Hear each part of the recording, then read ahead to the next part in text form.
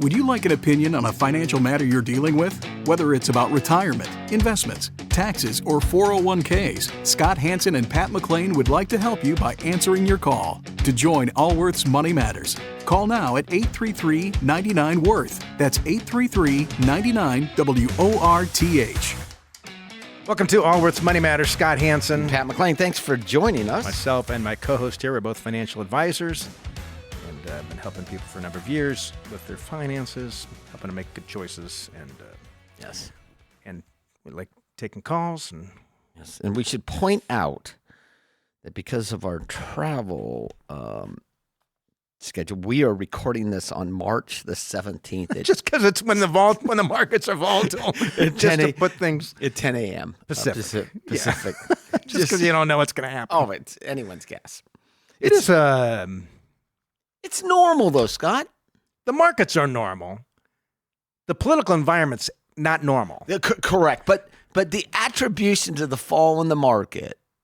Well, look, the market goes down. And the market might have gone down if there were no tariffs. That's right. And so when the market goes down, people find something to blame. That's why the markets are going down. And I think to put things in, I had dinner last night with my parents and my mom and stepdad and one of my sisters. My sister's 65, maybe, still working. And she's a little concerned about the market. So I'm talking to her for a bit. And I've been her brother for forever, right? Yeah. And she's heard all this stuff from me. And she's got roughly half her portfolio is out of the markets and fixed income and out of the stock market at all. But she's still freaked out about the markets. And she's not the only one. This is very common that common. People are concerned. And if you kind of step back for a moment, first of all, if you go back 75 years, there are declines throughout, even in years when there's positive returns, there's usually periods like this when there's a 10% or more correction. The average intra-year decline, so during the year, intra-year, is just over 14%. So on any typical year, okay, you can expect a 14% decline in stock prices. At some point. Right? Not every year, obviously. Yeah. Some years worse, some years not so bad. And the market declines like this on average, every 27 months? Is that? There's a correction, 10% correction, historically every 9 months, and a bear market every almost 4 years. Okay. Bear market being a 20% decline. So the attribution is different this time. It's always different. Yeah, because there's different factors, different circumstances. Correct. But the market decline is not unusual. It's a risk premium. That's why you get higher rates of returns out of equity portfolios over time. Because they swing in prices. Which is, there's risk in there. And if you have a broadly diversified portfolio, all right, which is, I talk about this investment thesis that you should have, right? And the reason I actually have to remind myself. I do too. Right? Look, we don't like it when our portfolios go down any more than anybody, right? Yes, especially not only we have a fiduciary responsibility to our clients, but we're also we're investors ourselves. Yes, and so this article, Wall Street Journal, the days of set and forget investing just ended for many Americans. What does that mean? It means what are you supposed to do now then?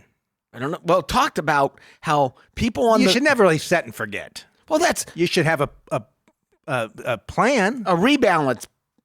You should have a rebalance in your portfolio so that you stick to your investment thesis, right? So people let their portfolios run, right? And so think about if you'd let your portfolio run over the last 2 years. What was the returns last year? S&P, the last 2 years, the S&P. If you invested January 1st of 2023, by the end of December 31st, 2024, you had a 53% gain. Which means? Massive. Which means if you had a portfolio of 50% stocks and 50% bonds, by the end of that period, your portfolio would probably look like 70% or whatever, equity, 65, whatever the percentage, whatever the number is, and the rest is in fixed income. So your portfolio has progressively gotten more risky as the markets go up.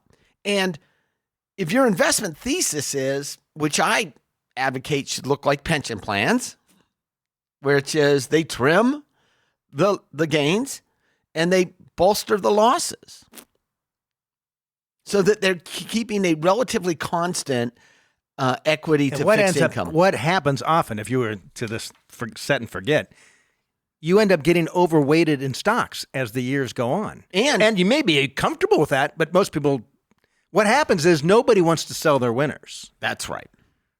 Things go up, they're like, whoa, it's doing so well. Like, why would I want to get rid of this? This article went on to say how people are actually moving money out of the U.S. markets into some European markets, the DAX, the German market, and some European, because they're doing so well. And I thought, this article has got some revealing things in it. One being that maybe you should have a globally diversified portfolio through all market cycles. Right? Which is what we talk about all the time, why the average investor underperforms the index in which they're actually invested in because they do it at the wrong time. Right? So if a European market was down and the U.S. market was up. Nobody wants to sell. Nobody, Pat. I have not had one person in the last couple of years saying, hey, Scott, I've noticed the U.S. market has completely outperformed the rest of the globe. Why don't we trim our U.S. stocks and buy more global? Yes, I had it happen to me once in my career. Instead, you're fighting the opposite. Why do we have global in our portfolio? Yeah, this thing's losing money. Of anything outside of the United States? Which is why rebalancing a portfolio is so important. And with new technologies that can rebalance. I mean, quickly and easily without the transaction costs that there used to be. Just a couple of years ago, there was trading costs on everything. Yeah, friction. Selling a stock, now they're virtually free. For example, direct indexing, when it's turbulent times like that, they really take advantage of harvesting losses. That's right. It could be very powerful, help the overall portfolio. Well, this article, when I read it, I thought, well, there's 4 or 5 things we can learn from this. One being that the political environment should not be shaping. Look, I know someone that when Joe Biden was elected president, they took all of their money out of the stock market and didn't go back in until Donald Trump was elected again. Whoopsies. I'm like, what? We're not managing the portfolio. Obviously. I'm like, what? But then I know people that when Trump was elected the first time, they took all their money. That's right. Like, you don't have an investment thesis. You are driving your portfolios purely emotional. And the vast majority of any article you look at, all that clickbait online, it's not designed to make you a better investor. That's correct. It's designed to get you to read the article and hopefully click on an advertisement. That's what their job is. That's 100% of their business model. That's what their job is. Don't forget otherwise. You read those articles, don't forget, wait a minute, are they here to really help me? No, they're to sell you something. Yeah, there's James McIntosh writes for the Wall Street Journal. He's one of the market guys. And I read this stuff and I'm thinking, I don't think you do anyone any help here. But in all fairness, Jason Zweig is another guy, but he's on the opinion side. Yes. He's much more longer term. But in all fairness, we're here to sell you something. Our ideas. That's right. We don't sell advertising in the podcast by design. That's right. Obviously, we don't do this just because we hope that people become clients. That's fully transparent. Right? And many do. They call from out the United States. Which is why we've been doing this for 3 decades. Yes. And if, by the way, you never become a client and you find this helpful. Great. Perfect. Super good. Yes. Perfect. Absolutely. Great. And maybe one day you think, well, either I don't want to do this anymore, or it's gotten away from me, or I'm not doing this as tax efficiently as possible. I was reviewing some notes that we had at a conference last week with all of our advisors all gathered for their annual conference. And we had a speaker who was on this program last year, Apollo Lupescu. Incredible. They call him the master of communication and finance or something. I don't know. He can take very complex ideas and make it very simple and really help people with just understanding the importance of focusing on the long term and not getting caught up in the noise. And I was reviewing some of his notes this morning from his speech, and I thought to myself, here's what I thought to myself. I thought, boy, if the more he could be mainstream, the better the average investor can do. Yes. And what he left his talk talking about is the resiliency of companies that are able to change for different environments. He said this tariff thing, it's real. It's going to cause some upset for some companies over the short term. But he said... And then they're going to pivot. And then they'll pivot. Then they'll do pivot. something different. Or not, they will go the way of the dinosaurs. Well, some companies will be very successful and some companies won't. And you need to ask yourself if you believe you have the ability to predict which ones are going to be successful and which ones are not going to be successful. That is a... And considering most professional money managers have a hard time doing that, I think that's a fool's play for many people. Yes. The allocation and the tax efficiency is key. Yep. All right, we're going to take some calls.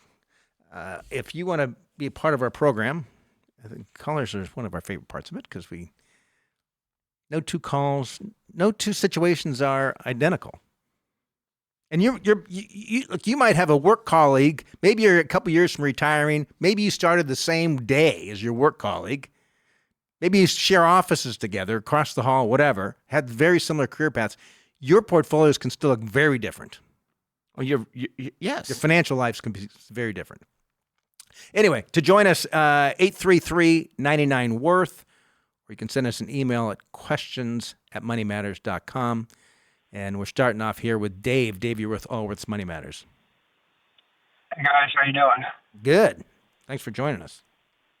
Thank you for taking my call. I have a question on direct indexing. I'm going to be having an investment be liquidated on me, so it will produce a significant amount of cash. And normally, I would just roll it into an index, one of the index funds that I already own. I should say this money will probably eventually just become my kids.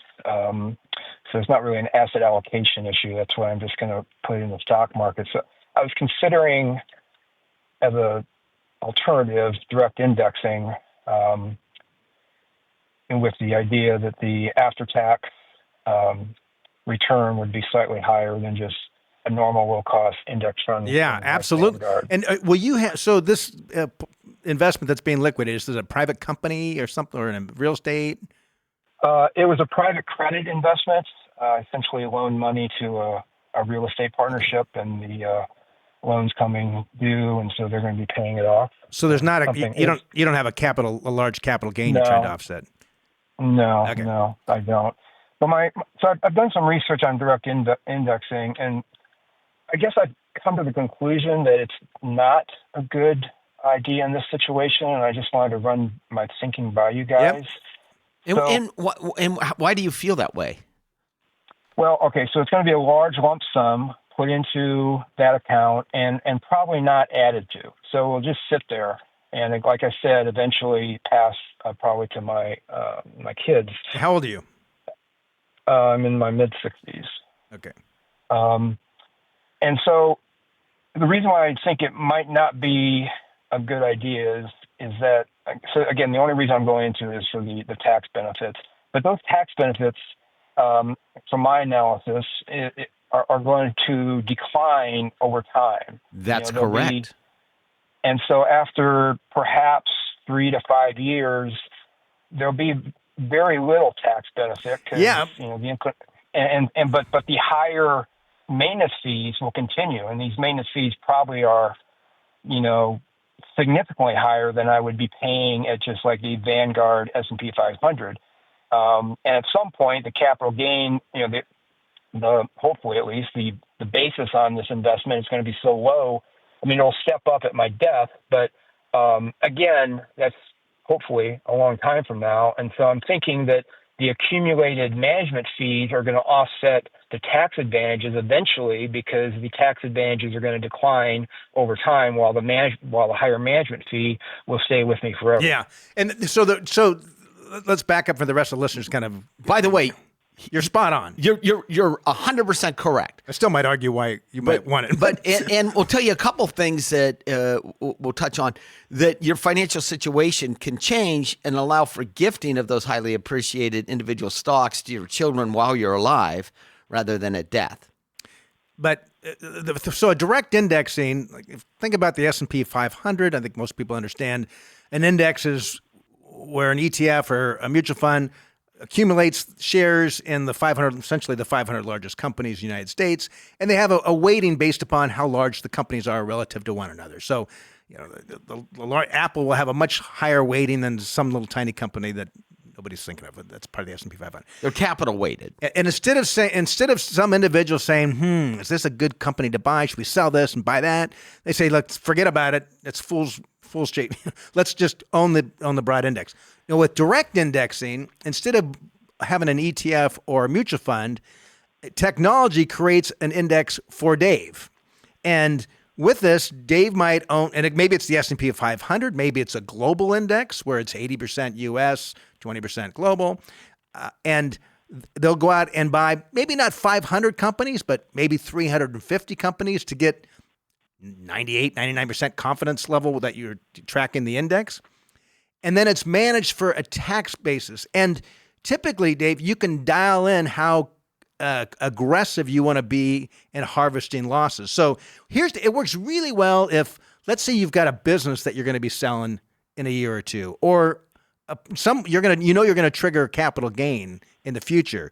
You can use a strategy like this and accumulate losses that you can carry forward that'll offset future gains. Or if you said to us that this lump sum you're getting right now is going to have a trigger capital gain, we'd say, look, it's great. In the first quarter of this year, you can have a direct indexing. They can accumulate significant losses for you to help offset that. It sounds like you don't have any significant gains that you're having to report on. Is that right? Well, I mean, I can always use, losses. I shouldn't say that, but I can always use losses to. I always have a use for losses. Let's put it that way. But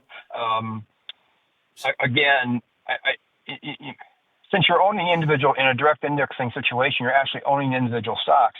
Eventually, you're going to get into this almost handcuff situation where, geez, I'm not crazy about owning this individual stock anymore, but it's got, such huge gains in it that I don't want to sell it. And you're not in, and so you've lost some of the flexibility. I mean, one of the reasons why the S&P 500 index fund over time has performed well is that it's not a static. That's right. It's constantly it's essentially by default taking the cream of the crop because it's taking the 500 biggest. Yeah, but in a direct index too, it isn't just tax loss harvesting. They're gonna take gains as well, right? So they're not going to let it float out. But your big question is, and what are they charging you to do the direct index? I checked into Schwab and Vanguard. I think it depends on the size of the account, but it starts at 0.4 and trends down. Yes, and that's obviously many multiples higher than you pay. You can get it less than that. I think if you search around, and I think also that those numbers are going to decline because it's just technology. Like once the technology's built, it's plug and play. So it will get less expensive over time. And we didn't talk about this 4 or 5 years ago because it wasn't really available. If there's fresh cash coming into a portfolio, we would always prefer direct indexing because even that associated cost with a higher management fee. With taxable accounts, not retirement. Oh, correct. Accounts. With taxable accounts.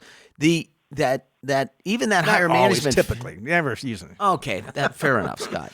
Fair enough. I mean, I'm just thinking of situations. Not always, but it's the first place we would go as an alternative. That fee is going to be higher. But are you if you're gifting to charity at all, then you use those appreciated assets in those individual stocks.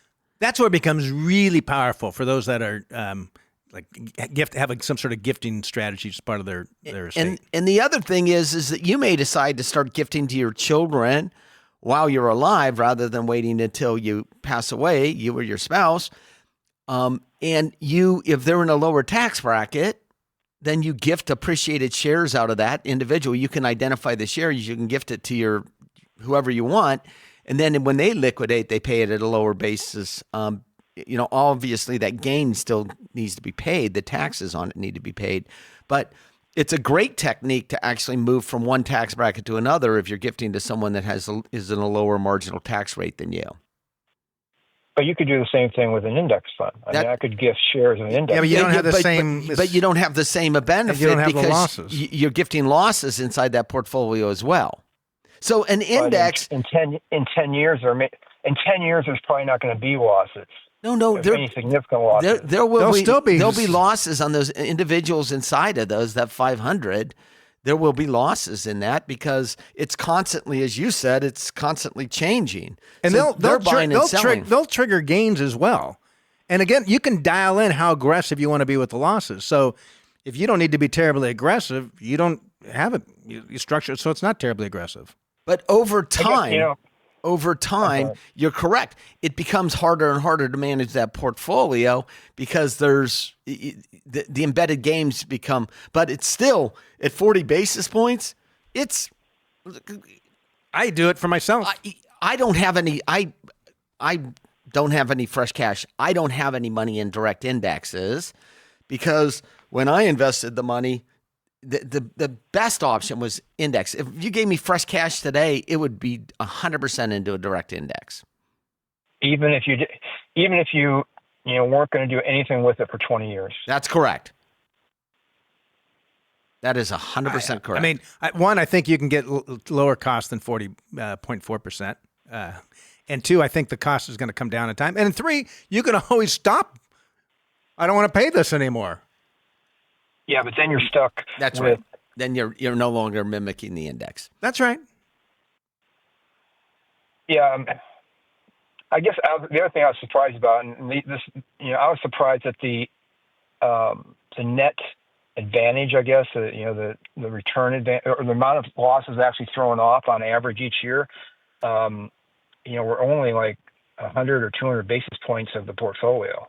That's significant.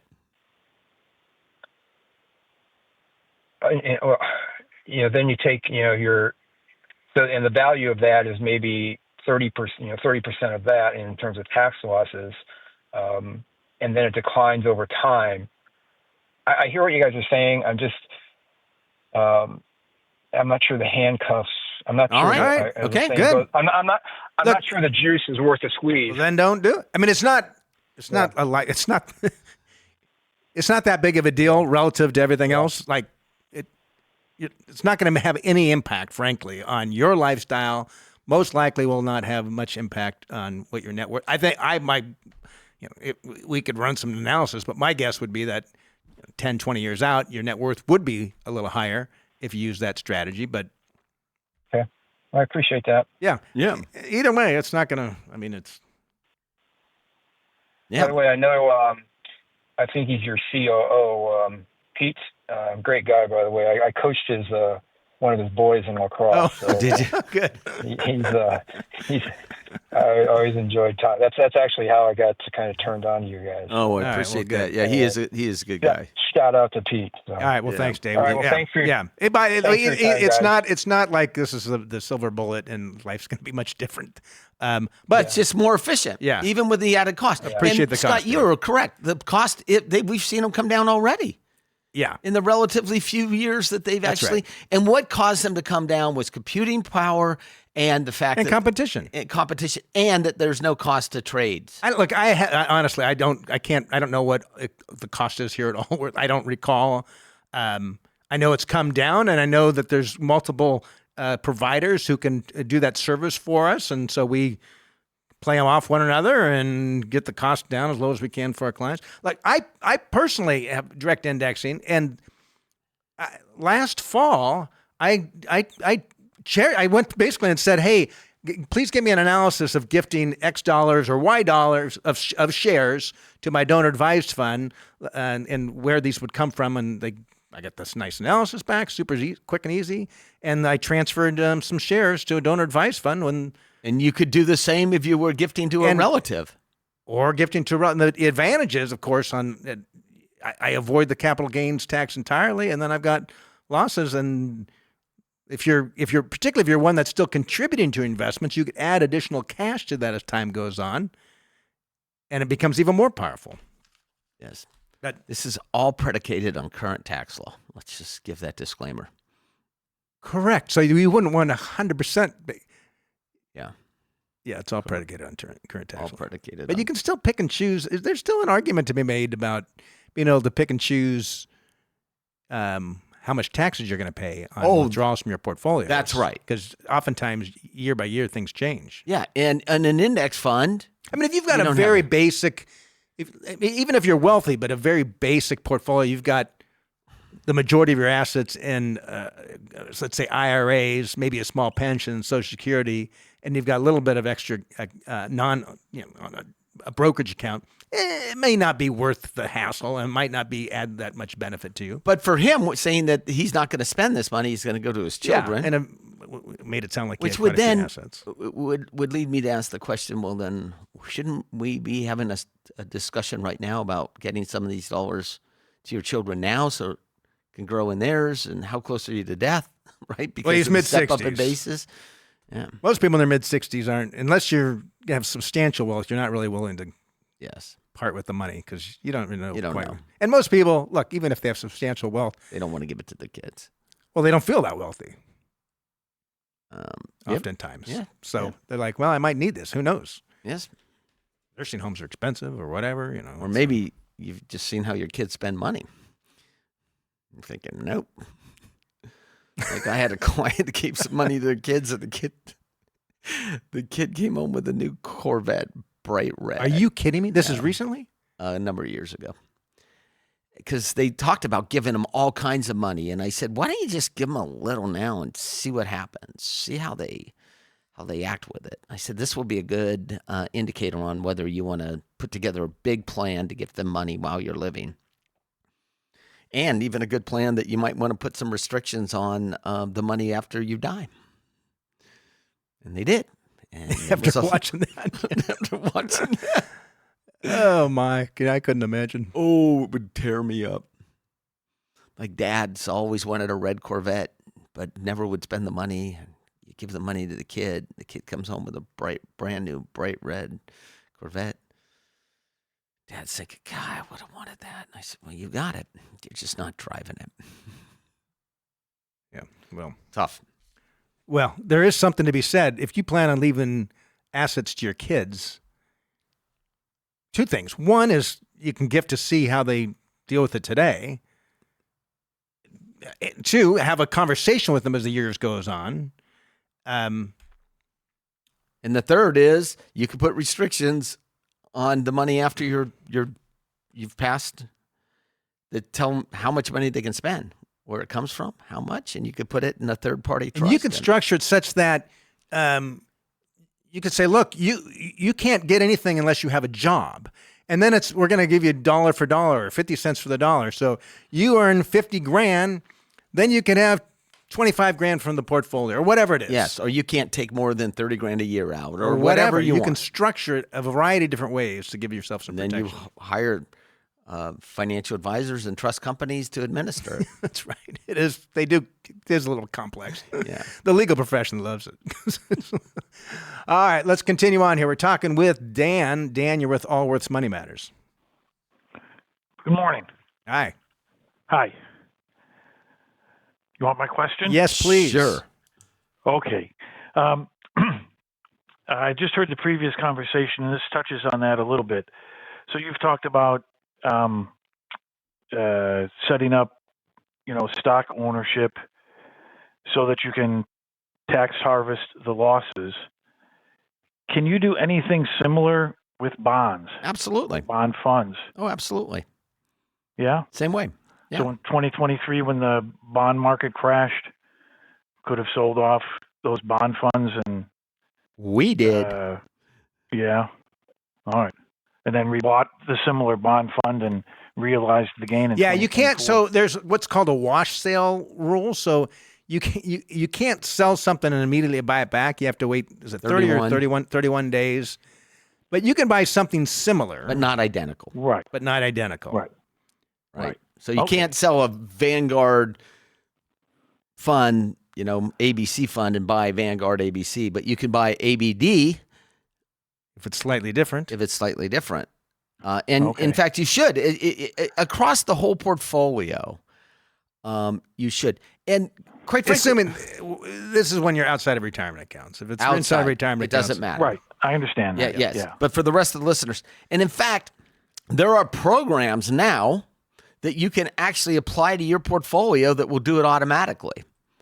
So what happens is, so imagine you've got like this portfolio that's got these 12 holdings in it, and it's in a brokerage account outside of an IRA, and it's got these 12 different holdings in it, right? We're not talking about direct indexing now. And you've owned these portfolios for years and years. The first thing you do is you quit dividend reinvestment and capital gain reinvestment because you're going to pay taxes on those anyway, and you actually funnel those off.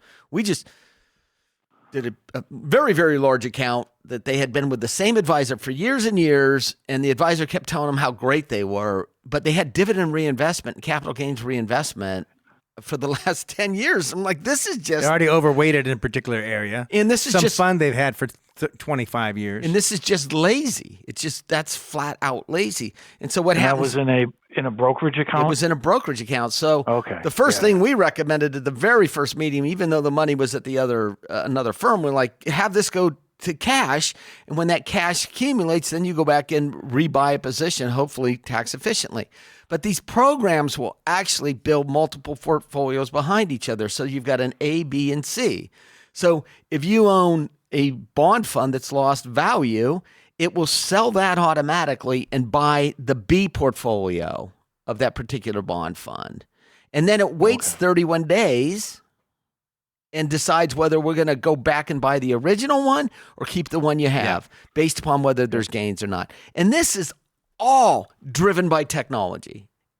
Yeah. All of it. Well, that sounds great. It's great. Look, this stuff didn't exist. I've been doing this for 30 years. Historically, Pat, it would be near the end of the year, you'd look at every account, pull up the cost basis the portfolio, run the analysis through your calculator or maybe through an Excel spreadsheet. Yes. Highly time consuming. Yeah. Or not perfect. We would just pull from the data across all the clients to see, okay, who has losses greater than $1,000. But we've been doing this since we began in our career 30 years ago, and as time has gone on, it's the technology. It will take your portfolio and look at it once a week. Yeah. So I have another question along those same lines. So if I, what do I keep in my IRAs then? If I wanted my tax, okay. So my stocks and my bonds and my brokerage account, what do I keep in an IRA? What do you have in your IRA now? Well, I don't invest very well, so I do have a stock portfolio through Schwab, through something called Thomas Partners, and so they own stocks, or it has me owning stocks, dividend paying large cap stocks. And then I have a series of bond funds in the IRA. Okay. And I'm thinking all of that should be in the brokerage account.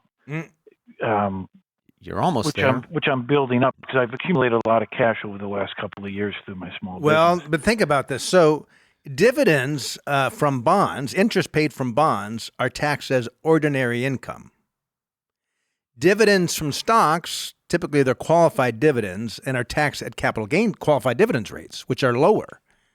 Okay. And then capital gains rates are lower than ordinary income tax rates for most people. Everything being equal, let's assume you didn't take any money from these accounts. Let's forget about any long-term estate plan. And you had whatever. $1 million. You would want all the stocks outside of the retirement account and all the bonds inside the retirement account. And the reason behind that assuming there's no people involved in. That you had no emotion and income means. Yeah, and the reason behind that is because, as you know, a distribution from the IRA is taxed as ordinary income. So you want to put the most tax efficient things, which are things that will appreciate in value and get a step up in basis at death, that deliver very, very little dividend or income from them, in the brokerage account, and you want all your bonds in the IRA. everything being equal and setting aside emotions. The challenge is we tend to not, as humans, we usually don't view the accounts as one. We look at them a little bit differently. One is the brokerage account's liquid, so if we need to buy a new car, whatever, there's the account we can go to. The retirement account, we know it's a taxable event every time we take a withdrawal. We also have required minimum distributions in the future, so it gets much more complex than just the concept people of have a tendency to compare portfolios to each other. That's exactly right. Right, and so they don't make better decisions off that comparison. That's right. They make worse decisions off those. So in a perfect world, you would have your bonds in the IRA and highly appreciated things that you believe will appreciate over time and are tax efficient in the brokerage account. And my guess is you did not have this conversation with your advisor of the firm you're working with. No. And the reason is, in fact, what's that? I'm about to have the conversation because I've had just accumulated a pretty large amount of cash over the last couple of years, and going to put that into a brokerage account. And then I want to move stuff. Then I want to start managing this a lot smarter. And you said you've got a business. Are you planning on selling that at any time in the future? It's up in the air. I would like to have the employees take it over. It's a small business, some kind of an ESOP, an employee owned. Yeah, not necessarily an ESOP. The fees would be too high for the size business we are. Have them buy you out. Some type of employee owned. So maybe a co-op. That all comes into play with how you invest today as well, because that'll be taxable. Dan, that is a very, very, very tough decision right now to sell the employees the business. If there's a market for the business outside the employees, right? If there's a roll up happening, in almost every industry, there are I get legitimate offers for the business at least quarterly. Yes, there's a market for it. So the problem with selling to employees, and some employees that are listening to this are thinking, God, this is crazy. Just be quiet. Right. You made me promises, and now you're going to break your promises. Right. Well, no, but you can still sell them part of the business. They just get shares in the roll-up that sits above it. The thing you have to think about is that it takes a long time for you to get that risk off the table. Yeah, that's right.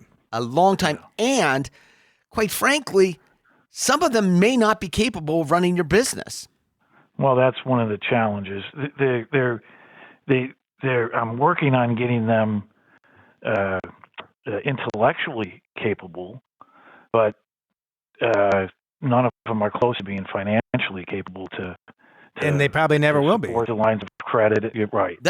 And then you're the one who's carrying the note. You carry the note, or you sign a personal guarantee for the financing. It's a big decision, and it isn't an all or nothing, right? So if you sold to a roll up, you can actually take some of the shares, right? Because it doesn't have to be an all cash deal. Normally they're not.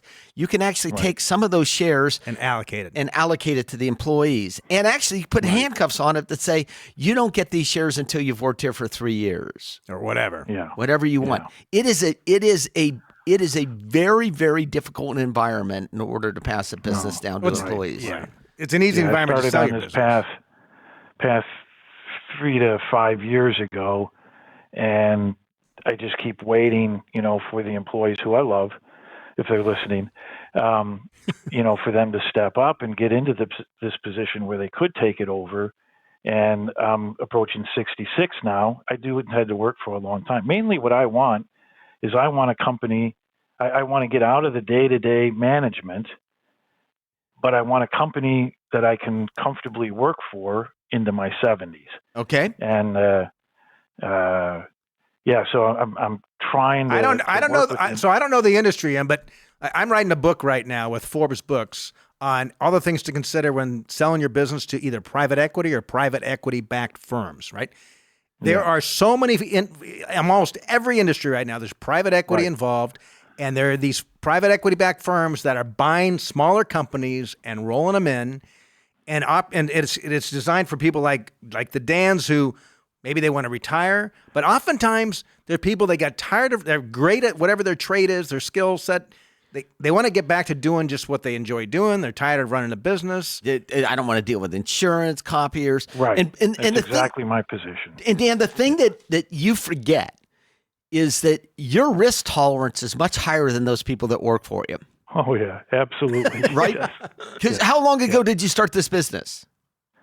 In 2002. Okay. But I've been in the industry since 92. What percentage of your net worth does this business comprise?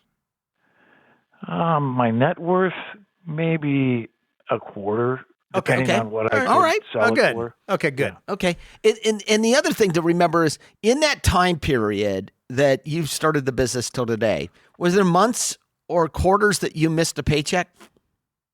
Never. You've always been able to pay yourself. Oh, myself? Yes. Oh. No, I have missed a paycheck.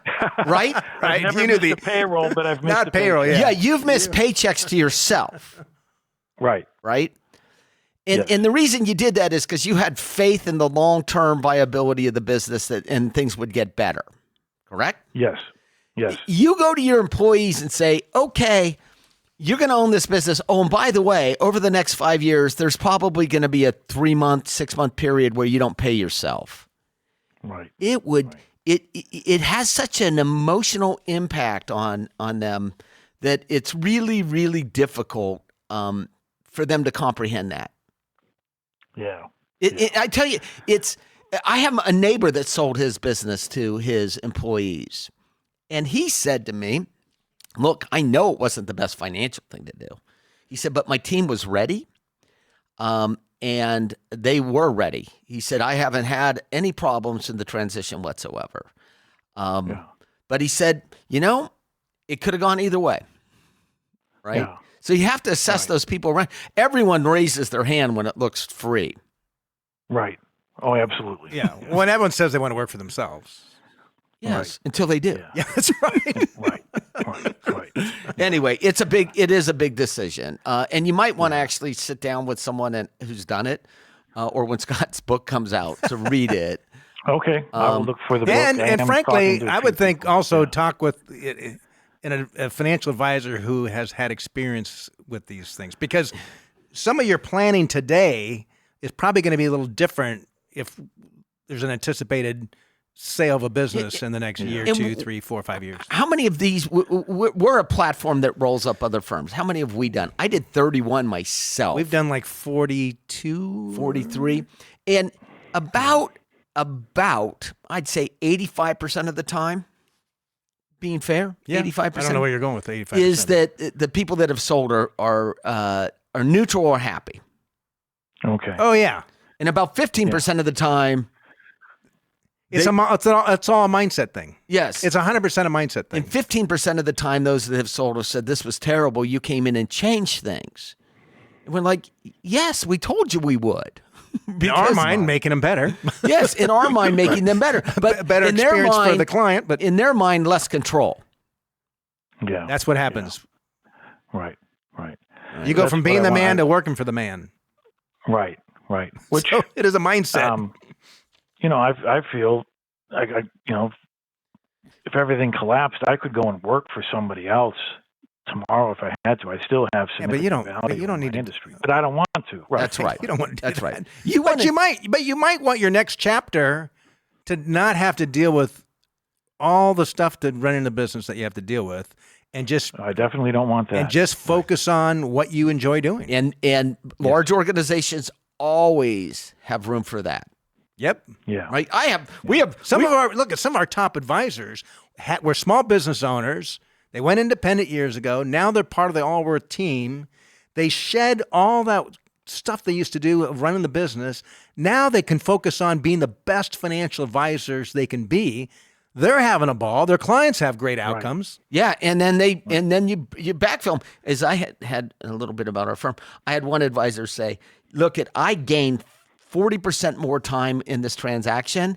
I left half at the company and took half for myself." Great. Right? Yeah. So what's that mean? He says, I travel a lot more. I actually, he bought a vacation home. He's just like, and he said, I've never had to deal with anyone in HR. No one's ever come to my office. right? You get it. Yep. All right, Dan. No, All right, well, thank you very much. Yeah, Well, say what you were going to say. The what? The worry is, I have some employees that have been with me 10 plus years. I understand that I would do well.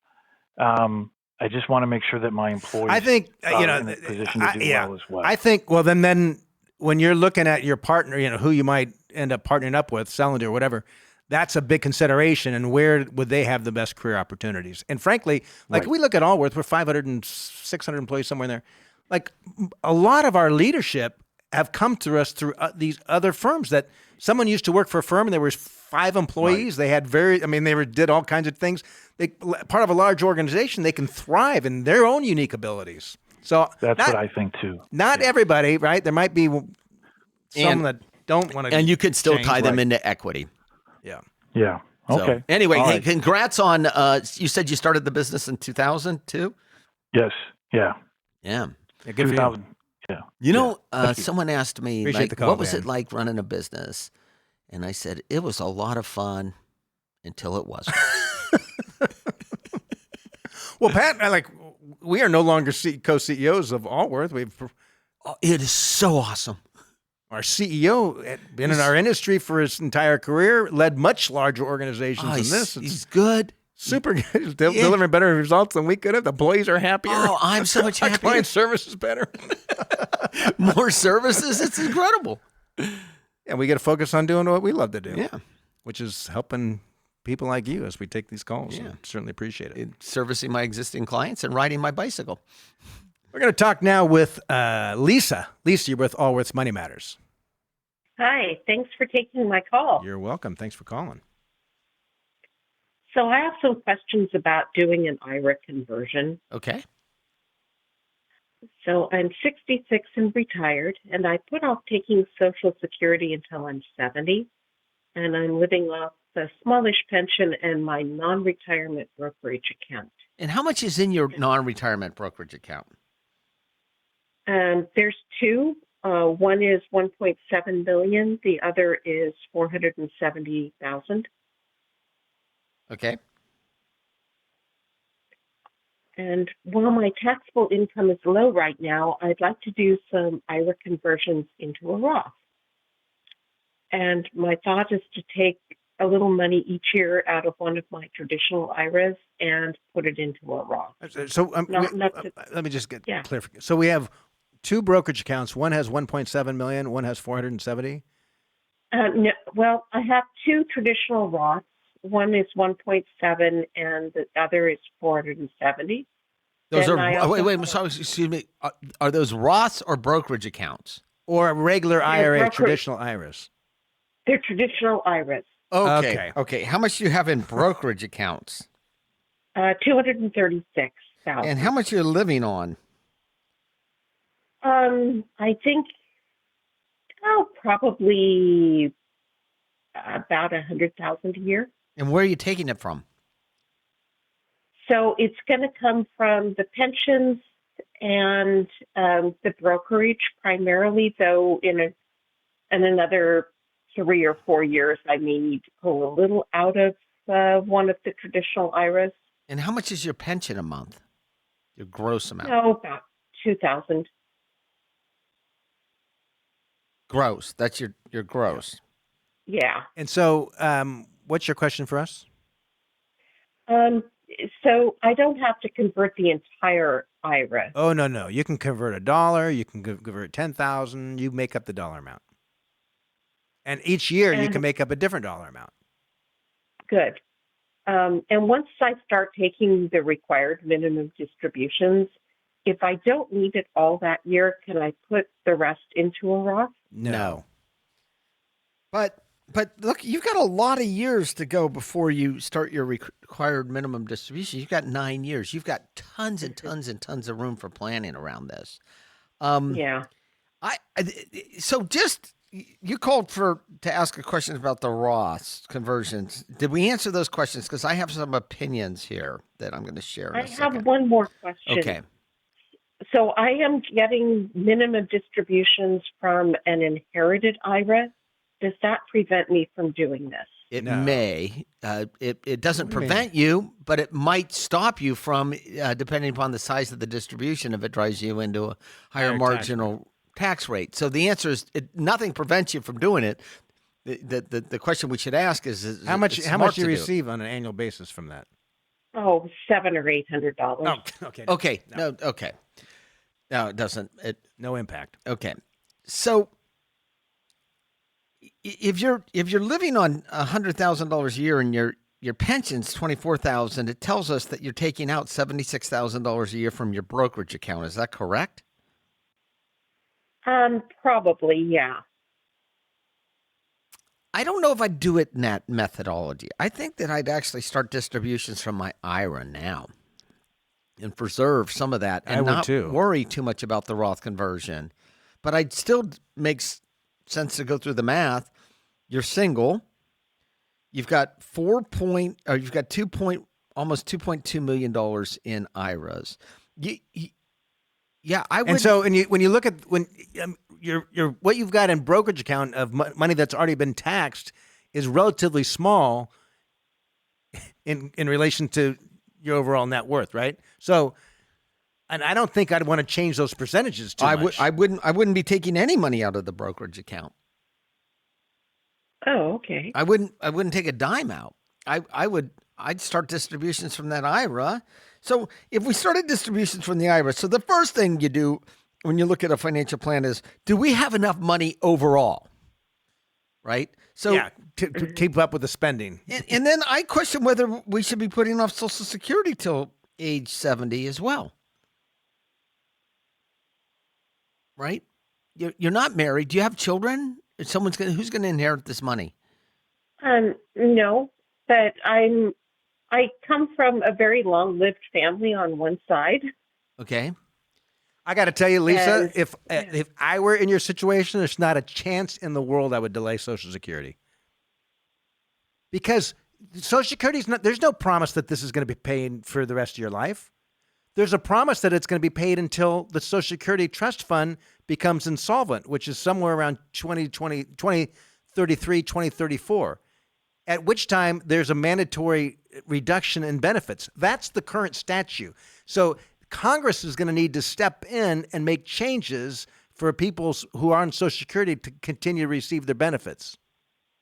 And if I were in your situation, my concern would be like, maybe they're going to look at me and I'm a one percenter here, and they're going to look at me as You're a super, one percenter.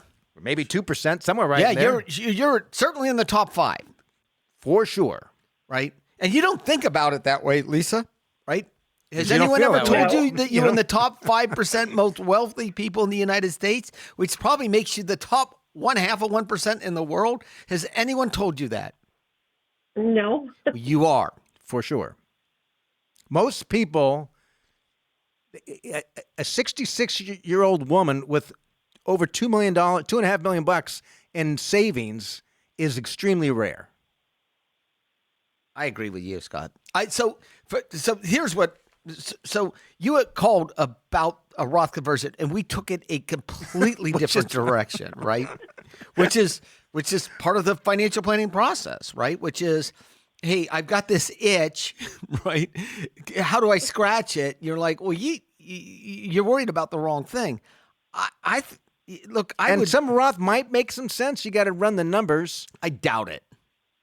I doubt it too, because she's already going to be pushing into the higher tax rate. Yeah, so I would look at Social Security prior to age 70, whether it's today or next year or the year after. I certainly wouldn't decide just to postpone it to age 70, and I wouldn't touch another dime in that brokerage account. I got to tell you what I think I would do. I'd go through a financial plan, but I'd start Social Security next year. I'd start it pretty close to immediately. I'd start a distribution from the IRAs, and I wouldn't touch another dime in that brokerage account. Unless you needed to have an expenditure, or use it for cars, big vacation, cruise. But even then, at $100,000, you should be able to cover all that. How much is your monthly house payment, or do you have one?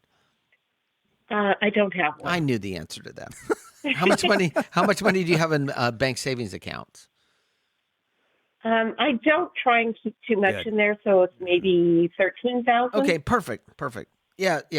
Yeah. So you probably will never do a Roth conversion, but I would start Social Security. I'd sit down and get a financial plan done. You do a financial plan, and because what's important now, it's like retirement ages.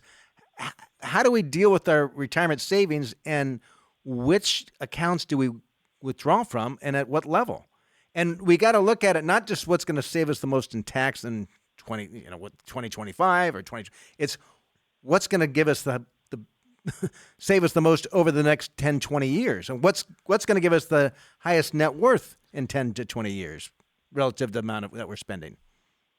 And so it's all those different scenarios that we need to walk through. So but the answer to your question is yes, you can do a Roth conversion, but you'd be crazy too. Well, no, she wouldn't be crazy to do it. It might make sense for her to do some. That doesn't make any sense.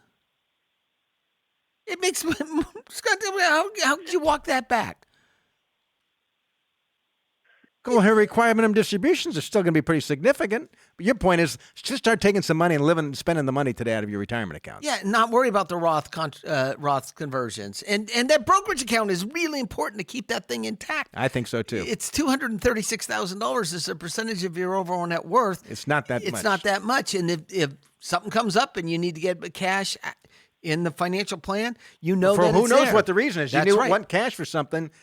Otherwise, you're stuck pulling out of your retirement account. Which could drive you into a higher marginal tax rate. So anyway, appreciate the call. There's lots of stuff we talked about that wasn't a question. But anyway, appreciate the call.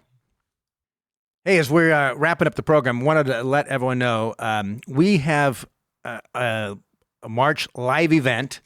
That's basically the cities of Sacramento and Cincinnati. And you're like, Sacramento and Cincinnati? I live in wherever. Sacramento's where our roots are. We've got 3 offices in the Sacramento region. We've been here forever. And Cincinnati is, why you look at me weird? We have more than that. In the Sacramento region? More than 3 offices? I think we have 4, and depends on what you call the Sacramento region. Okay, whatever. We have some offices around here. We've been here long. That's okay, you're right. I started thinking about it. Depends what you consider. We have a number of offices within driving distance of this workshop. And myself and Pat, we've both been in this community for a long time. So we've got lots of clients and lots of people that are interested. So March 26th and 29th in the Sacramento and Cincinnati areas. And essentially, the workshop is Advanced Wealth Strategies for High Net Worth Investors. And during this, we're going to share some advanced tactics that high net worth investors use to preserve their wealth. We're going to talk about some advanced strategies that we use with our clients. Every once in a while we talk about these on the air, but we're going to go into a little more detail about that. And also the tactics designed to help create income and reduce the taxes while you're at it. So those are the main things that we're going to be talking about. Again, March 26th, March 29th in Sacramento and Cincinnati areas. Workshop's free. You do need to sign up. And there are times they fill up. So yes, it's not just like... allworthfinancial.com/workshops, and looking forward to seeing you there. That is all the time we have in the program. We will see you next week. This has been Scott Hansen and Pat McClain, Allworth's Money Matters. This program has been brought to you by Allworth Financial, a registered investment advisory firm. Any ideas presented during this program are not intended to provide specific financial advice. You should consult your own financial advisor, tax consultant, or estate planning attorney to conduct your own due diligence.